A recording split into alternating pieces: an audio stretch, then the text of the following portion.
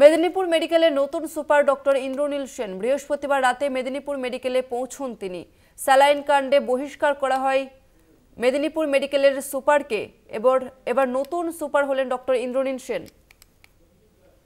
এই মুহূর্তে আমাদের সঙ্গে ফোন লাইনে রয়েছে প্রতিনিধি সঞ্জীব দাস। সঞ্জীব, নতুন সুপার হলেন এবং তিনি ইতিমধ্যে জয়েনও করেছেন, কি আপডেট?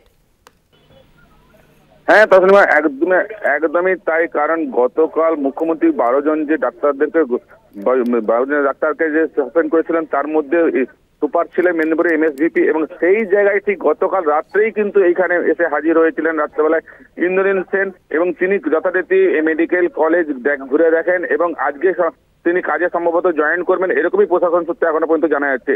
তসলিমা, বেশ, ধন্যবাদ তোমাকে সঞ্জীব। আমরা কথা বললাম প্রতিনিধি সঞ্জীব দাসের সঙ্গে। আরও একবার জানিয়ে রাখবো, মেদিনীপুর মেডিকেলের নতুন সুপার হলেন ডক্টর ইন্দ্রনীল সেন। আমরা জানি যে স্যালাইন কাণ্ডে বহিষ্কার করা হয় মেদিনীপুর মেডিকেল কলেজের সুপারকে, আর এরপর নতুন সুপার হলেন ডক্টর ইন্দ্রনীল সেন। বৃহস্পতিবার রাতেই তিনি মেদিনীপুর মেডিকেলে পৌঁছন এবং সমস্ত দিক খতিয়ে দেখেন এবং একই সঙ্গে হাসপাতাল চত্বর ঘুরে দেখেন তিনি।